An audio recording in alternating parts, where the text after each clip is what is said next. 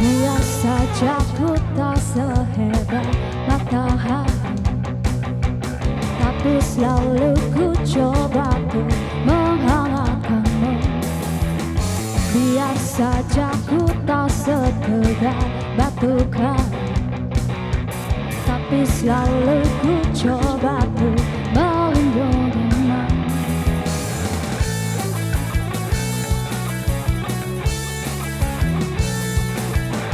Biar saja ku tak seharum bunga mawar, tapi selalu ku coba ku mengharumkanmu.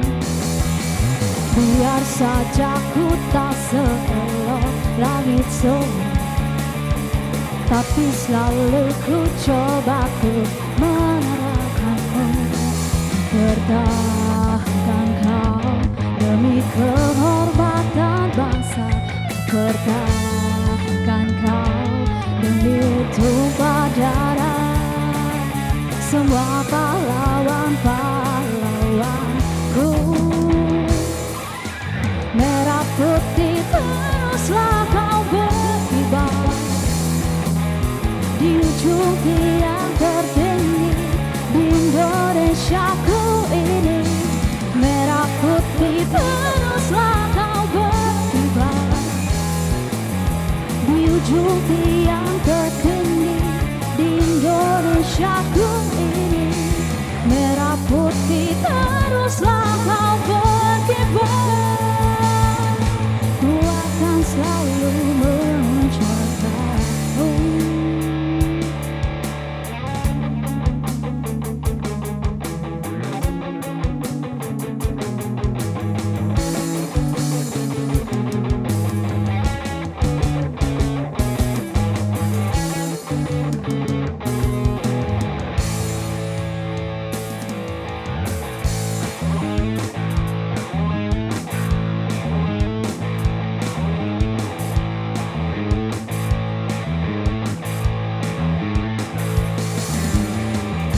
Saja ku tak seharum bunga mawar, tapi selalu ku coba ku mengharumkanmu.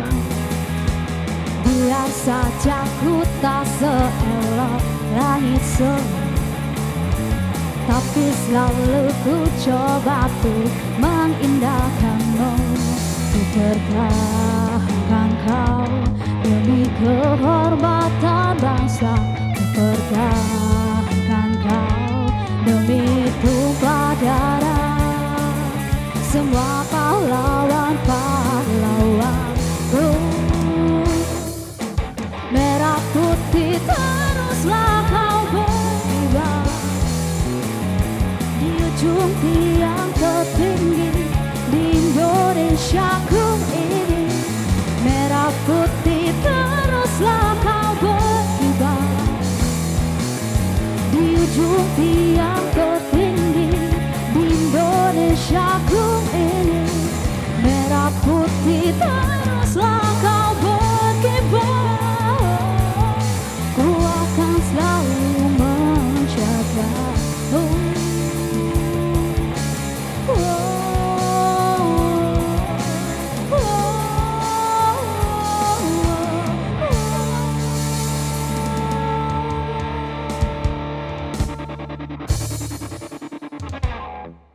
Tangan dong yang meriah untuk Sunday Vibes.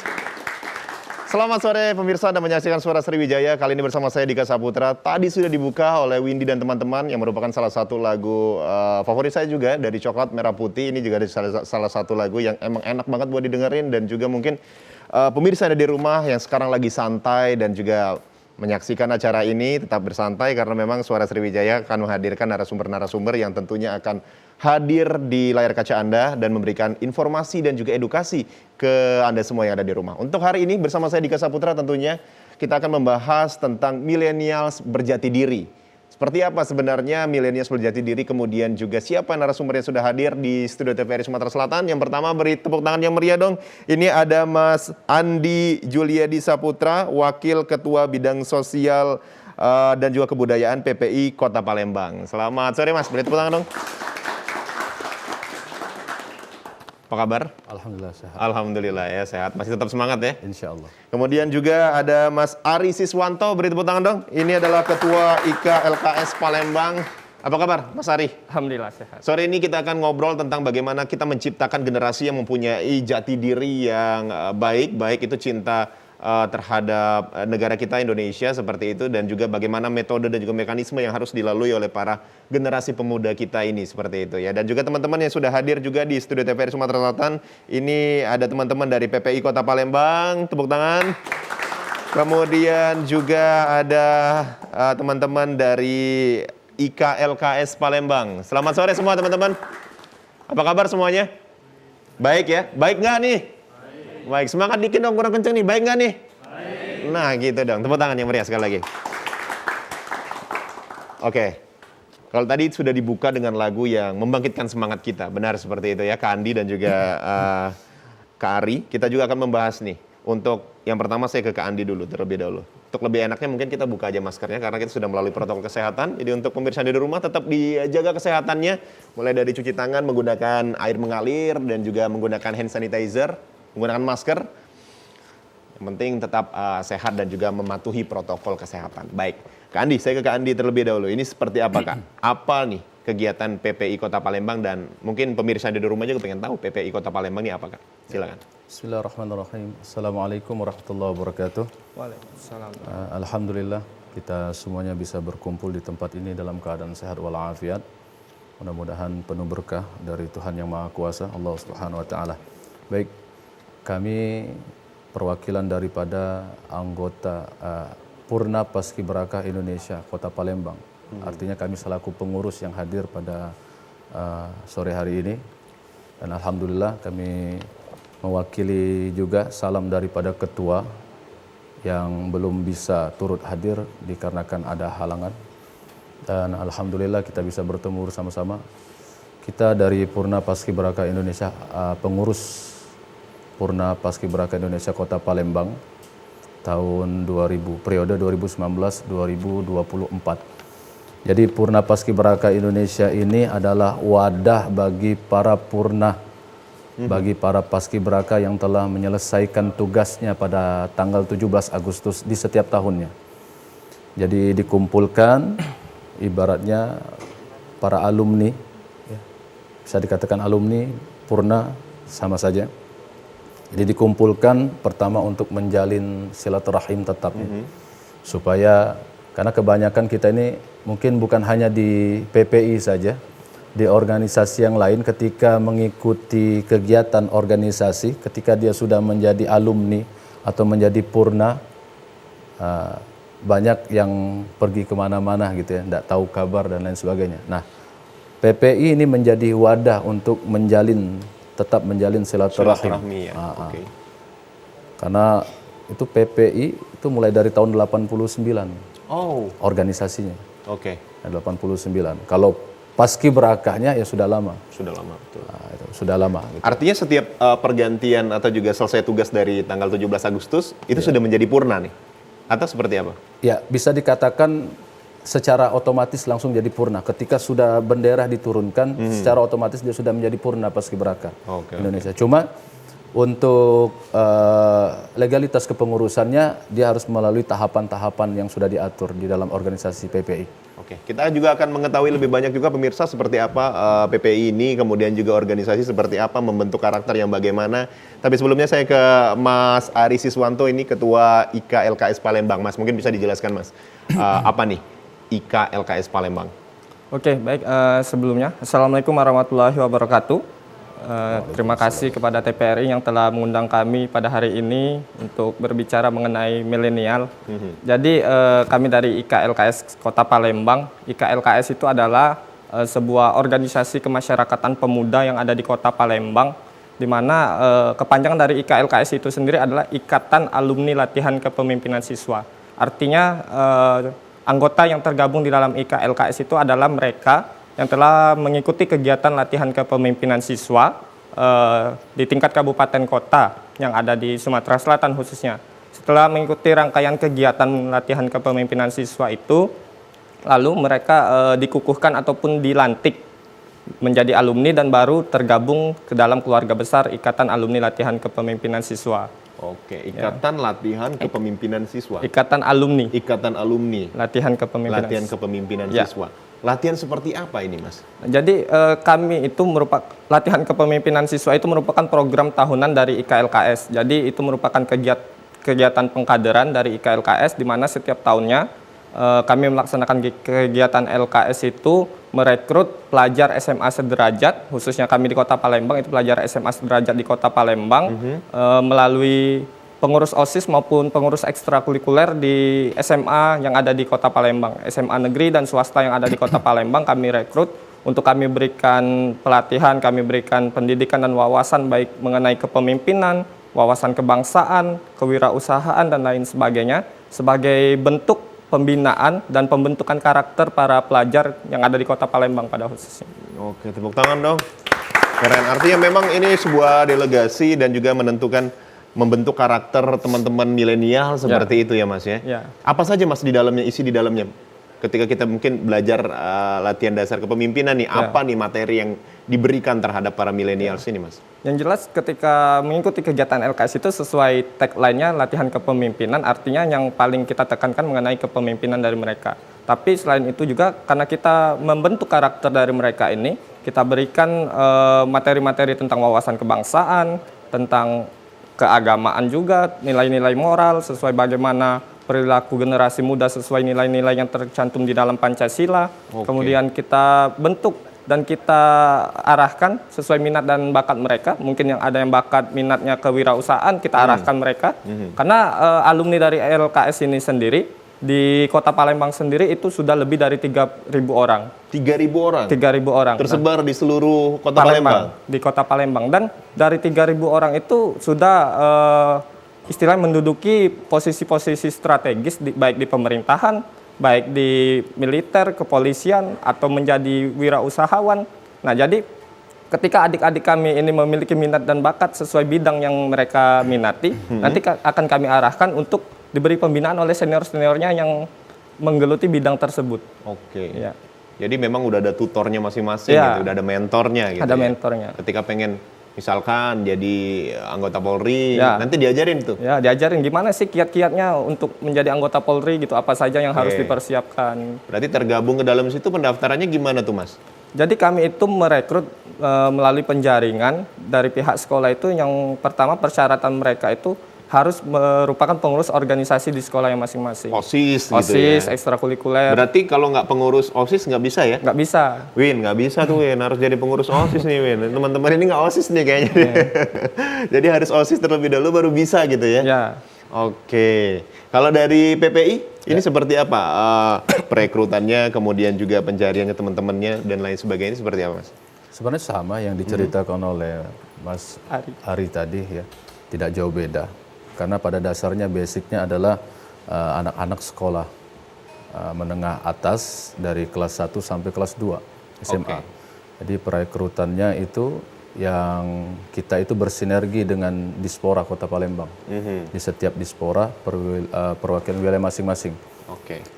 Jadi direkrut, kalau Mungkin dulu agak sedikit saja berbeda karena di tiap tahun pasti ada perubahan gitu ya.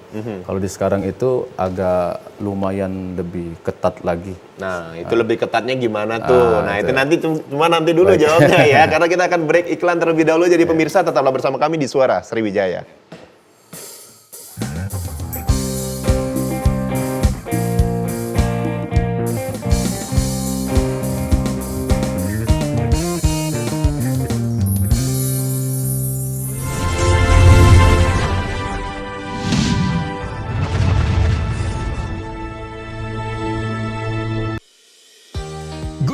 Migrasi siaran TV analog ke digital, TVRI akan memulai tahapan analog switch off di 11 kota dan Batam dan akan dilanjutkan secara nasional mulai 2 November 2022.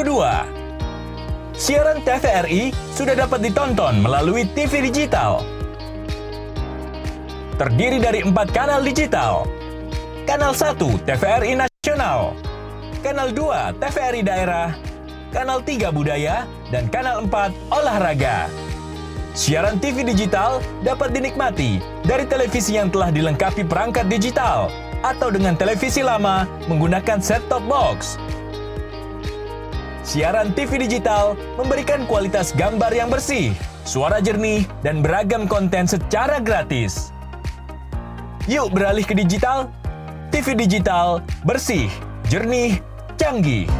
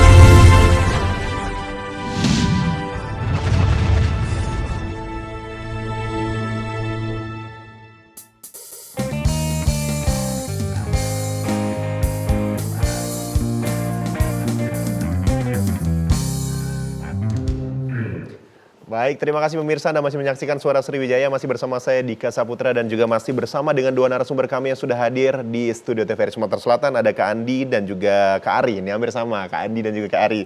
Tadi Kak Andi kita sempat terputus bagaimana perekrutan untuk masuk ke dalam PP ini yang terbilang cukup ketat untuk akhir-akhir ini, seperti apa tuh? Ya, sebenarnya saya mengatakan ketat, ada tambahan-tambahan saja. Semisal ada penyeleksian di tiap-tiap sekolah. Jadi itu tambahannya saja. Ketika sudah diseleksi dari tiap-tiap sekolah, baru dia mengikuti tahapan seleksi di tingkat kota.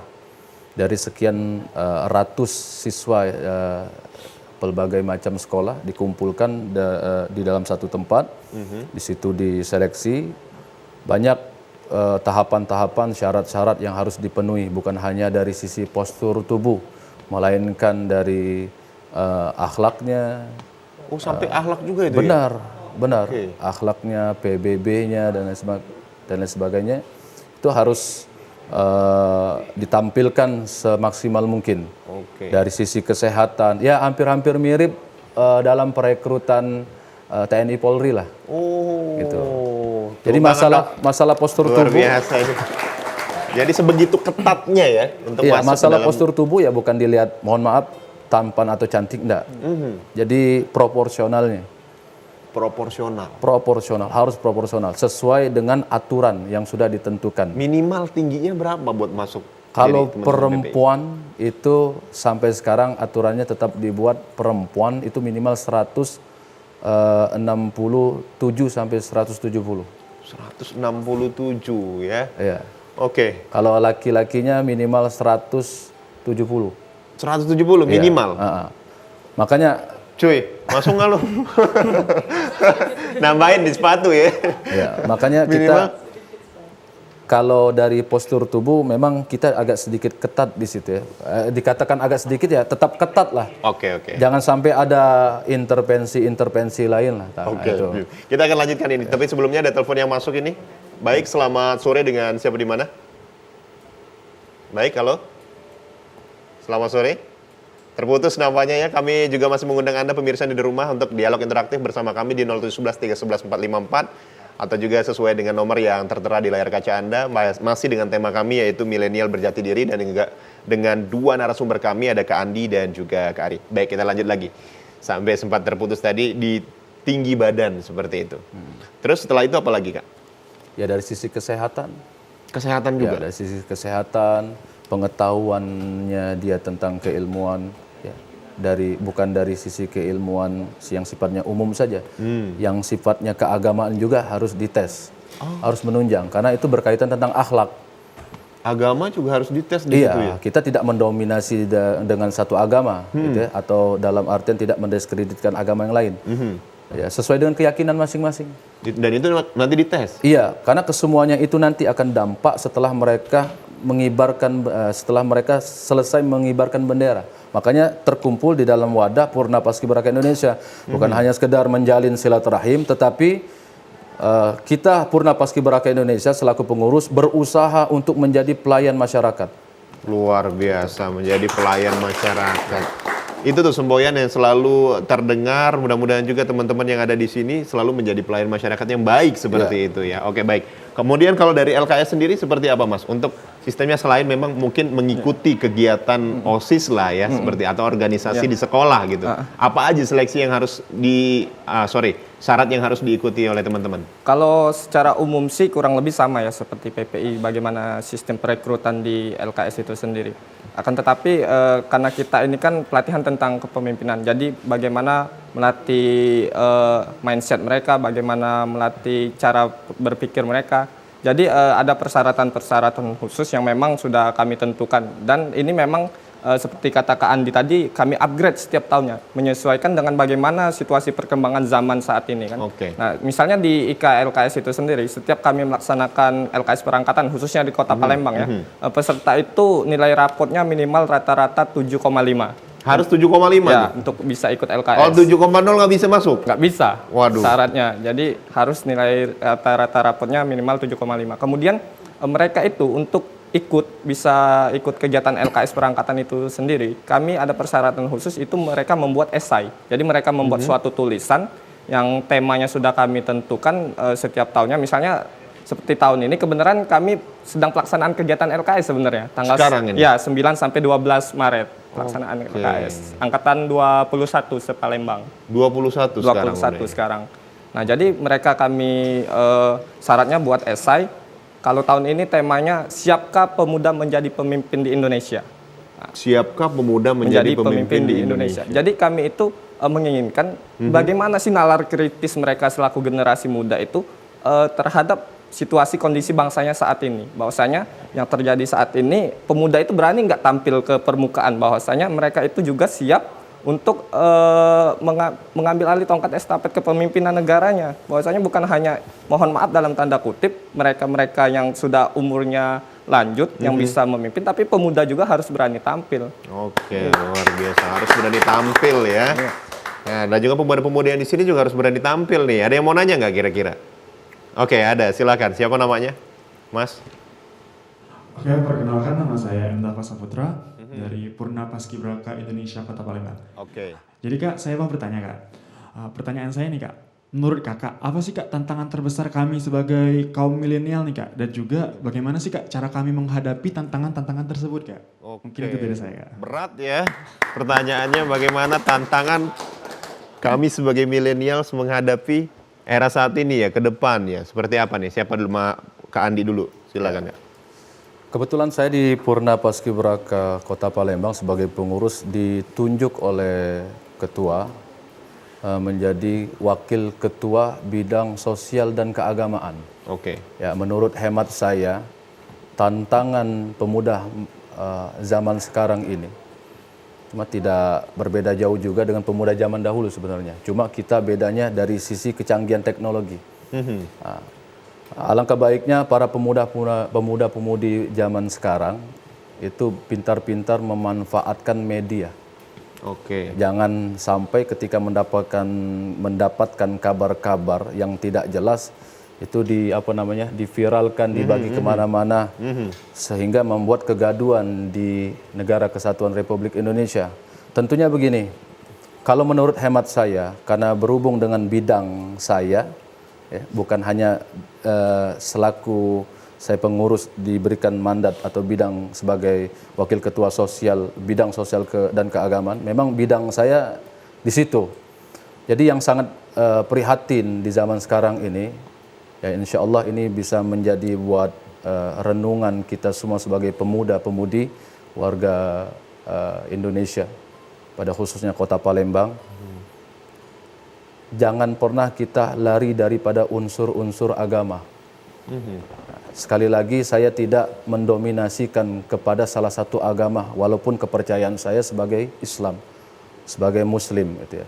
Marilah para tokoh-tokoh agama kita semuanya berjibaku, bersinergi, ya semua warga Kota Palembang, baik itu organisasi kepemudaan, organisasi kemasyarakat dimanapun itu, mari sama-sama kita bersinergi, bekerja sama bagaimana kita ini memperhatikan para pemuda-pemudi Indonesia khususnya Kota Palembang, supaya jangan terjebak dengan pergaulan-pergaulan yang tidak baik. Oke. Karena kalau sudah terjebak di pergaulan-pergaulan yang tidak baik, kenal dengan minuman, kenal dengan obat-obatan, sudah pasti rusak.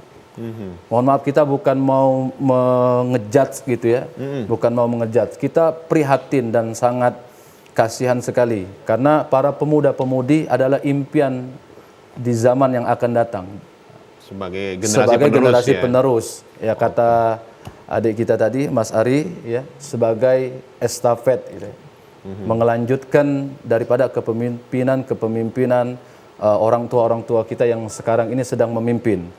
Ya kalau bagi saya tambahan, para pemuda-pemudi sekarang ini bukan hanya sekedar ingin melanjutkan saja, tetapi kita bisa bersinergi langsung dengan orang tua kita yang memimpin negara ini. Oke, baik. Tangan dong. Udah cukup jelas ya kalau dari Mas Andi tadi pertanyaannya sudah dijawab juga. Memang harus berani untuk tetap mempunyai jati diri seperti itu dan juga berani mengemban tugas yang diberikan dalam rencana untuk terus memberikan atau juga memperkuat Indonesia seperti itu ya, khususnya di Palembang. Kan, kalau dari Mas Ari seperti apa, Mas? Ya, jadi kalau kita berbicara bagaimana tantangan kita selaku generasi muda untuk kedepannya, ya sebenarnya apa yang disampaikan oleh Kak Andi tadi, ya saya sepakat mengenai bagaimana saat ini arus globalisasi dan digitalisasi itu sangat masif sekali ya untuk saat ini. Nah, jadi kita selaku generasi muda ini bagaimana harus bisa bijak dalam menyikapi segala sesuatu yang terjadi. Bagaimana kita itu bisa menerima informasi itu disaring dulu sebelum di-sharing. Oh, betul, disaring dulu sebelum di-sharing. Jadi jangan sampai ketika menerima informasi langsung ditelan bulat-bulat. Kira-kira kita saring dulu informasi ini benar atau tidak, sumbernya dari mana, siapa yang pelakunya, bagaimana kejadiannya. Jadi selaku generasi muda itu kita juga harus kritis, harus menelaah sesuatu yang kita terima, jangan sampai karena kita muda, apa yang diterima dari siapapun langsung kita telan begitu saja. Tapi ketika itu diterima dan sudah disaring, itu ternyata valid, boleh kita sebarkan dong? Boleh, selagi itu kebenaran, tidak ada masalah bagi saya. Jadi selaku generasi muda juga kita harus berani menyampaikan kalau memang itu suatu kebenaran dan demi untuk kebaikan, mengapa tidak. Nah, kemudian selaku generasi muda bagaimana kita memiliki mental sebagai generasi muda, bagaimana ke depannya kita untuk bisa berperilaku baik, berperilaku kata Kak Andi tadi sesuai nilai-nilai keagamaan, tentunya sesuai nilai-nilai keagamaan yang kita anut masing-masing. Di Muslim bagaimana, Kristiani dan bagaimana dan lain sebagainya. Nah, kemudian sebenarnya kita ini menjalani kehidupan berbangsa dan bernegara di Indonesia pada khususnya. Segala sikap perilaku kita ini sudah ada tuntunannya untuk bagaimana cara kita berperilaku di masyarakat. Sebagai bangsa yang demokrasi dengan kemajemukannya Indonesia, berbagai macam ras, suku, dan agama yang ada di Indonesia, kita juga harus bijak bagaimana bisa menyikapi hal-hal yang seperti ini. Jangan sampai karena masifnya arus globalisasi, justru nilai-nilai moral yang sudah diajarkan oleh nenek moyang kita dahulu terdegradasi. Nah, jadi boleh kita mengikuti arus globalisasi yang baik-baiknya, tapi tetap menjaga kultur Indonesia yang sebagaimana mestinya. Oke, baik. Itu dia jawaban dari Mas Ari. Udah jelas, sangat-sangat jelas sekali. Sebenarnya nanti kita akan lanjutkan lagi di segmen berikutnya. Juga pemirsa dari rumah, Anda juga tetap bisa bergabung nantinya bersama kami. Jadi tetaplah bersama kami di Suara Sriwijaya.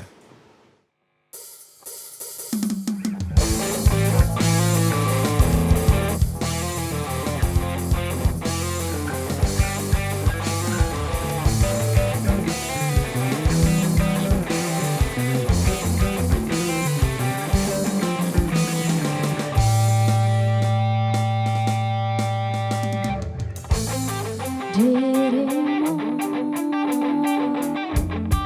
tak pernah menyadari semua yang telah kau miliki. Kau buang aku, tinggalkan diriku. Kau hancurkan aku seakan ku tak pernah ada. Aku kan bertahan meski takkan mungkin menerjang kisahnya, walau perih, walau perih. Salahkah aku terlalu cinta, berharap semua akan kembali. Kau buang aku, tinggalkan diriku. Kau hancurkan aku seakan ku tak pernah ada. Aku kan bertahan meski takkan mungkin menerjang kisahnya, walau perih, walau perih.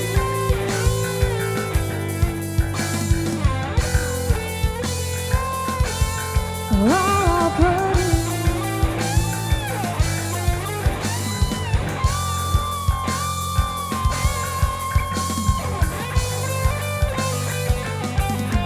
Aku kan bertahan meski takkan mungkin menerjang kisahnya, walau perih. Aku kan bertahan meski takkan mungkin menerjang kisahnya, walau perih, walau perih.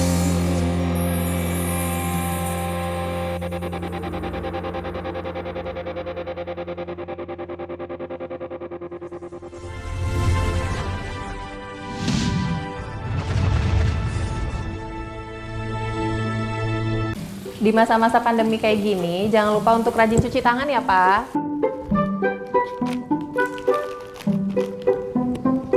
Pak, hand sanitizer kita habis loh. Nanti jangan lupa beli ya. Tenang, Ma. Papa masih punya satu lagi kok. Aman. Hai, sayang. Pak, jangan lupa jaga jarak ya, Pak. Iya, kalian berdua belajar ya? Iya. Ya udah, belajar yang benar ya. Ya. Papa tinggal dulu ya.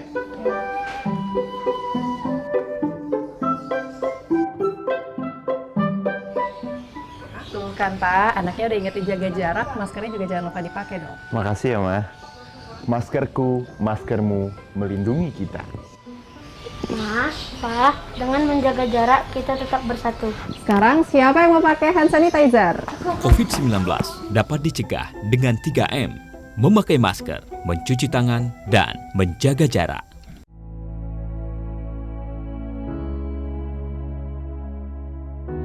Pemirsa TVRI, pandemi COVID-19 belum berakhir. Sesuai anjuran Presiden, kita semua wajib pakai masker. Jangan pernah lepas masker saat bertemu orang lain. Mari disiplin. Indonesia pulih, Indonesia bisa.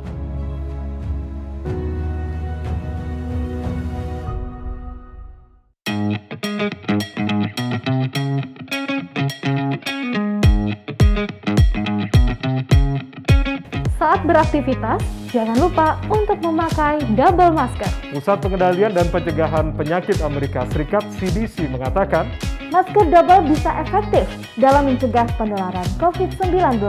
Masuknya berbagai varian baru menuntut kita untuk lebih ketat memproteksi diri. Tapi, memakai masker double penggunaannya juga harus tepat. Ini dia panduannya.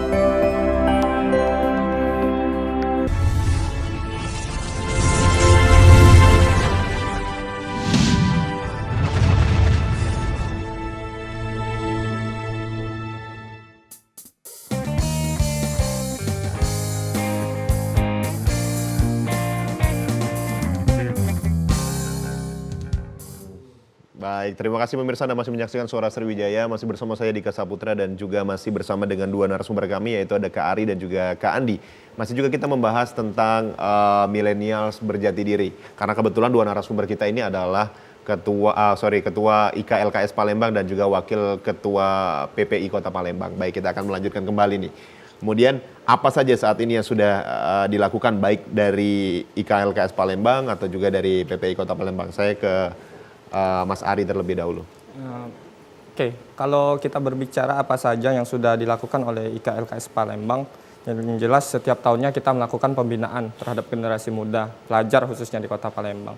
Terus salah satu prestasi yang paling membanggakan bagi kami IKLKS Kota Palembang, kami pernah memecahkan rekor muri dengan menjahit bendera merah putih raksasa seluas 3.000 meter persegi, dijahit manual pakai tangan oleh 1.238 orang pelajar dan pemuda Kota Palembang. Dijahit itu ya? Ya, dijahit tangan selama 5 hari 5 malam. Dirajut berarti? Iya, benar. Itu pernah dibentangkan di Benteng Kuto Besak. Saat setelah upacara 17-an, PPI menaikkan bendera, selesai kami membentangkan bendera merah putih raksasa. Oke, di baik. Plaza BKB. Kemudian kami juga bukan hanya kegiatan pengkaderan LKS perangkatan setiap tahunnya, tapi memang seperti yang saya katakan tadi, ada program-program kami sesuai bidang di dalam kepengurusan tentang kewirausahaan, tentang kegiatan-kegiatan keagamaan, kegiatan-kegiatan sosial masyarakat, dan lain sebagainya. Setiap tahunnya juga kami ada kegiatan yang namanya IKLKS Competition, di mana di kegiatan IKLKS Competition itu lomba-lomba untuk pelajar SMA sederajat juga di Kota Palembang. Di situ kami mencoba memfasilitasi pelajar di Kota Palembang yang memiliki minat dan bakat di dalam dunia kesenian. Ada lomba band akustik, lomba tari kreasi, lomba orasi, lomba ranking 1. Ada juga di situ ada 5 cabang lomba yang kami lombakan di sana. Jadi kami itu mencoba memfasilitasi mereka bagaimana ketika mereka itu punya minat dan bakat di dalam dunia seni, ya untuk bisa mengekspresikan diri mereka. Jadi ini loh, kami kasih panggungnya buat kalian. Ini ajang kalian untuk tampil. Daripada kegiatan-kegiatan yang negatif, yang berdampak tidak bagus untuk kehidupan kedepannya, lebih baik kalian berkarya. Ini kami fasilitasi. Dan itu ada fasilitasnya gitu ya? Iya. Dari LKS sendiri menyediakan itu? Ya, kami menyediakan. Dan alhamdulillah kami IKLKS Kota Palembang selama ini melakukan kegiatan apapun kami secara mandiri. Oh, mandiri? Secara mandiri. Tidak ada bantuan dari pemerintah setempat seperti apa? Kalau kita berbicara bantuan pemerintah setempat, ada bantuan. Tapi kalau kami organisasi, mungkin kayak PPI memang sudah ada mata anggaran di pemerintahan. Akan tetapi IKLKS sendiri tidak ada yang seperti itu. Tapi jadi kami gimana itu ketika melakukan berbagai macam kegiatan? Jadi kalau berbicara, kadang orang bilang IKLKS ini gila. Tanpa dana, kalian bisa buat kegiatan yang spektakuler, kata orang ya. Misalnya tadi bendera raksasa. Nah, jadi kami juga mendidik adik-adik bagaimana kalian itu bisa survive. Bukan menjadi gila ya? Bukan gila ya. Sebenarnya gila itu ada kepanjangannya. Apa tuh? Gali ide langsung action. Oh, gali ide langsung action. Wow. Jadi digali ide gila apa? Nih ya, gila nih ya. Langsung gali action. ide langsung action. Oke. Menghimpun, jadi swadaya alumni-alumni yang ada. Bagaimana? Ya itu tadi mungkin kami istilahnya memanfaatkan pihak-pihak yang kira-kira bisa membantu kami. Apakah memang itu dilakukan 1 tahun sekali atau seperti apa, Mas? Ya, secara berkesinambungan terus-menerus dilakukan kegiatan-kegiatan seperti itu. Dan itu tentunya berefek juga untuk para milenial saat ini gitu ya? Alhamdulillah setiap kami laksanakan kegiatan-kegiatan seperti itu selalu ya partisipasinya cukup welcoming ya, lah ya? welcoming. Oke, banyak tuh teman-teman yang ikut ya di situ ya? Bulan Oktober kemarin kami baru sudah melaksanakan kegiatan IKLKS Competition. Alhamdulillah di Palembang Indah Mall ramai kegiatannya. Pelajar bisa buat kegiatan di mall. Oh, luar biasa. Keren. Kalau dari PPI seperti apa, Kak Andi? Ya, perlu diketahui, kami sampaikan sama halnya kayak LKS, tidak jauh berbeda. Ya, sangat sama apa yang sudah disampaikan oleh adik kita, Kak Ari, ya, dari LKS. Apa-apa yang sudah disampaikan, kegiatan-kegiatan yang sudah LKS lakukan itu tidak jauh berbeda. Dari visi dan misinya semuanya kita lakukan tidak jauh berbeda. Gitu ya. Cuma yang perlu kami agak sedikit boleh garis bawahi atau tegaskan bahwasanya PPI sama juga dengan LKS tadi sudah disampaikan oleh Mas Ari sebelum kita mulai acara. Bahwasanya baik itu PPI atau LKS, kita adalah organisasi independen. Independen ya? Cuma mungkin di sini saya tambahkan sedikit, PPI tetap menjalin kerjasama. Ya, mau tidak mau kita tetap menjalin kerjasama karena kita ini kan sebelum masuk kepada kepengurusan Purna Paskibraka, beda Purna Paskibraka dengan pengurus Purna Paskibraka. Beda itu? Beda. Jadi kalau sudah mengibarkan bendera, itu sudah otomatis menjadi Purna Paskibraka.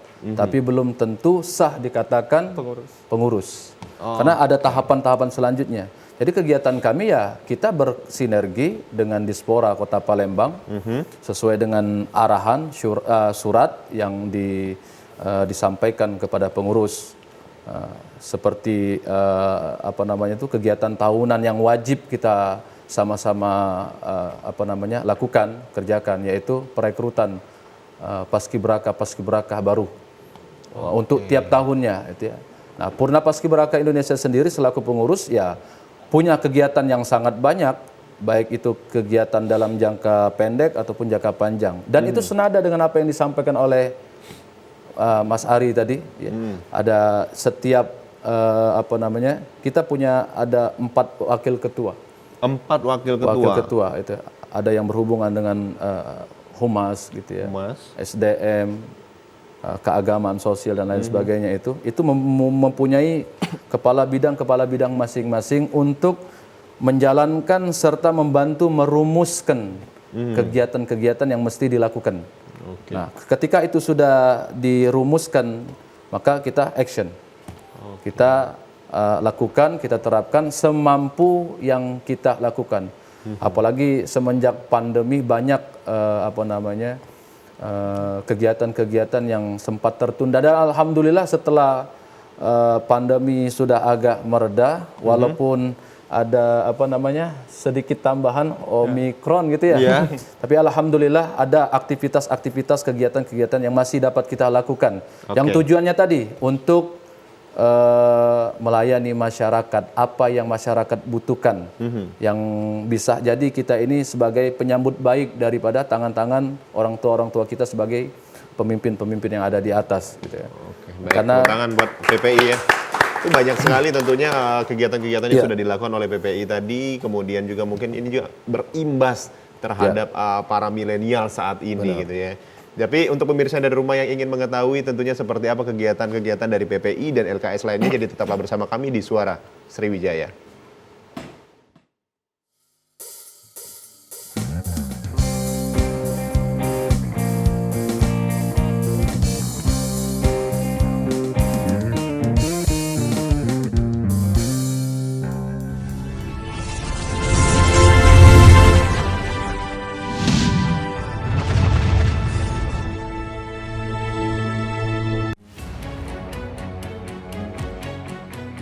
Pandemi COVID ini kita jadikan momentum untuk melakukan percepatan transformasi digital. Era TV digital ini sudah di depan mata. Yang penting untuk masyarakat itu kualitas siarannya bagus, bagi industri televisi itu sendiri atau penyiaran itu sendiri, agar segmentasi pasarnya nggak tergerus.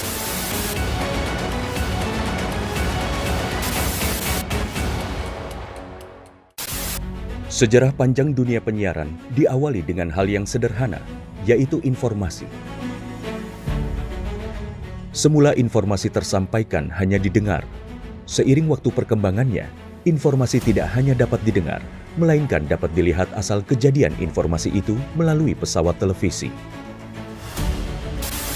Pada tahun 1925, berdirilah Radio Batavia bentukan Hindia Belanda dalam menguasai informasi dan menjadi alat propaganda pada masa penjajahan di Indonesia. Melalui siaran yang terjadi pada tahun 1933, dipelopori oleh KGPAA Mangkunegoro ke-7 dengan mendirikan Solos Radio Vereniging atau SRV di Solo, dan di Yogyakarta berdiri Radio Mafro. Siaran SRV untuk melawan siaran hiburan budaya barat dengan siaran kebudayaan asal Jawa Indonesia yang siarannya sampai seluruh Hindia Belanda. Dan sejak tahun itulah menjadi tonggak sejarah penetapan Hari Penyiaran Nasional. Pada tahun 1945, lahirlah Radio Republik Indonesia, dan di mana teks proklamasi tersiarkan ke pelosok negeri yang menyatakan Indonesia merdeka. Sejarah dari dunia televisi adalah pada tahun 1962, di mana TVRI sebagai televisi pertama Indonesia yang mengudara dan menyiarkan langsung pembukaan Asian Games keempat di Indonesia.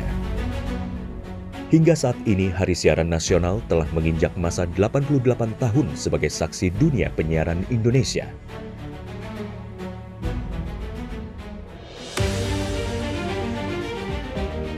Sehingga perkembangan teknologi penyiaran menjadi faktor utama dalam menentukan kualitas penyiaran demi Indonesia maju.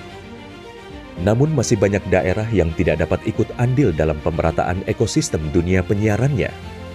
Solusinya adalah analog switch off atau ASO.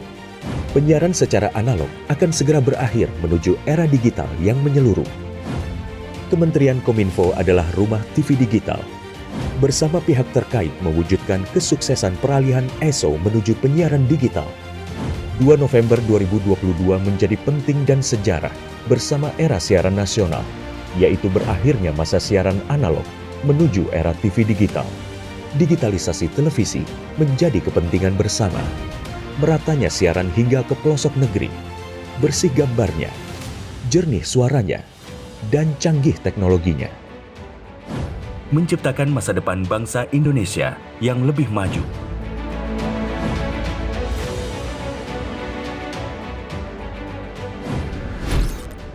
Halo semuanya, aku Modi, maskot TV Digital Indonesia. Aku akan membantu semua orang menuju migrasi TV digital. Di mana? Di siarandigital.id dan call center 159. Ayo semuanya, dukung migrasi TV digital. Bersih gambarnya, jernih suaranya, dan canggih teknologinya.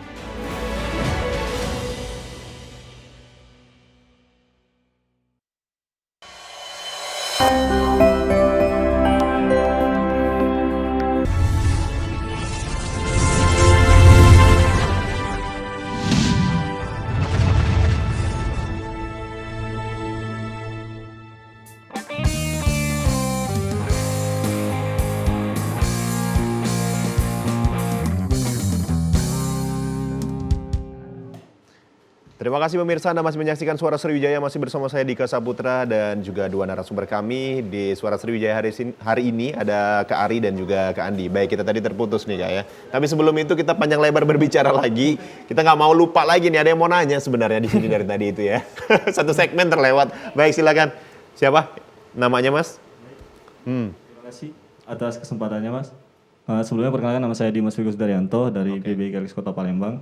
Di sini saya izin bertanya, seperti yang sudah disampaikan oleh para narasumber tadi, bahwa di era globalisasi dan kemajuan teknologi saat ini membawa pengaruh buruk dari luar ke Indonesia, katanya.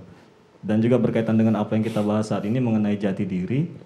Jati diri itu kan identik dengan identitas, Mas. Nah, jadi yang ingin saya tanyakan, bagaimana sih pendapat para narasumber mengenai pergeseran makna dari identitas, khususnya di orientasi seksual ataupun yang sekarang kita kenal ini LGBT, Mas.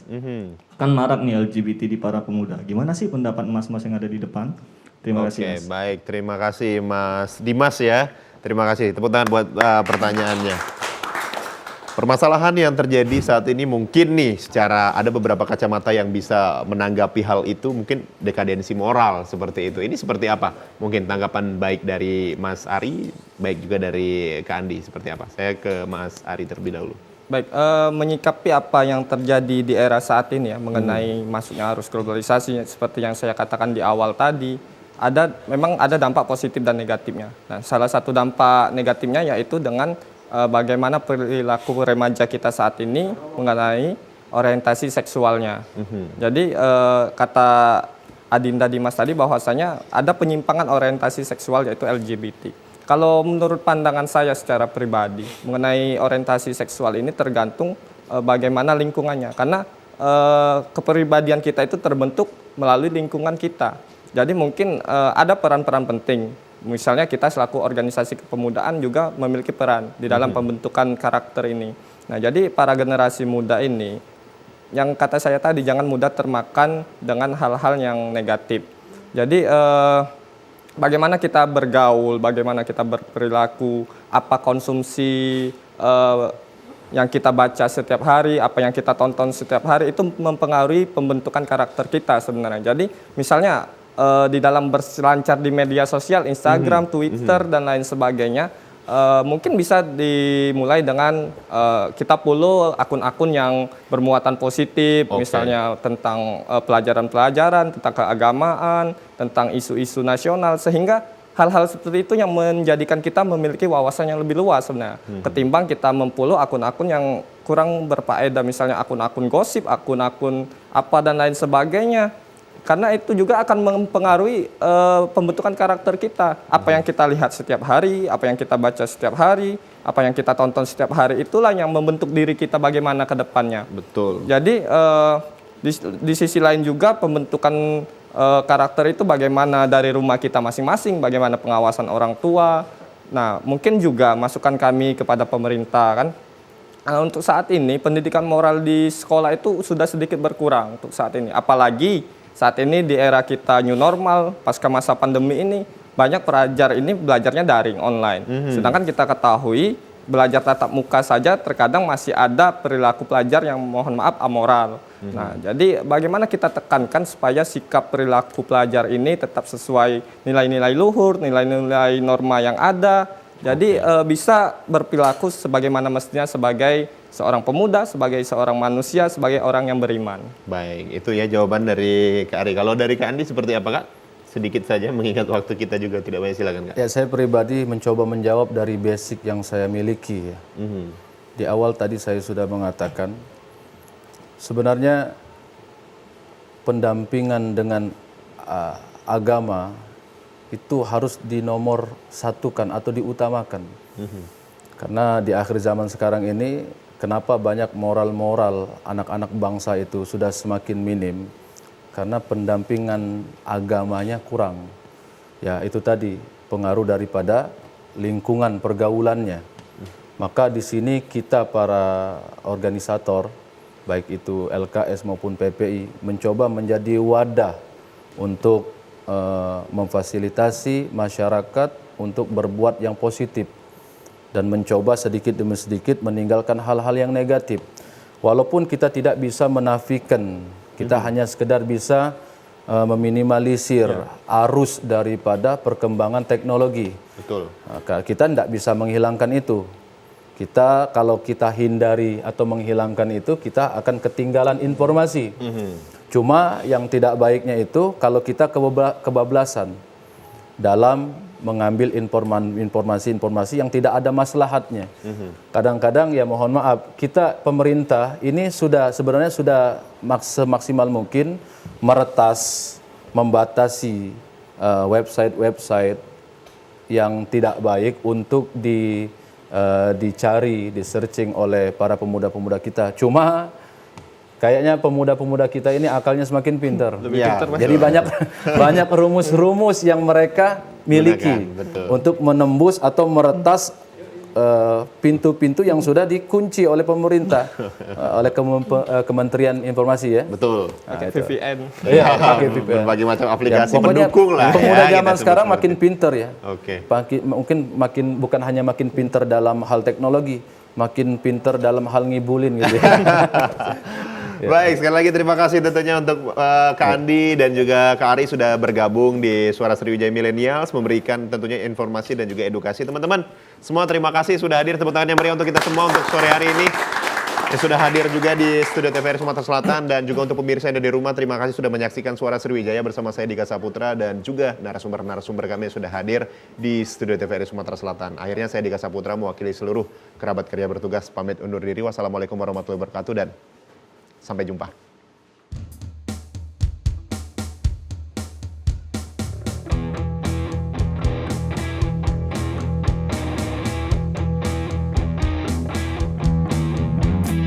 Aku terperangkap di antara dua hati, mencintaiku, mencintaiku.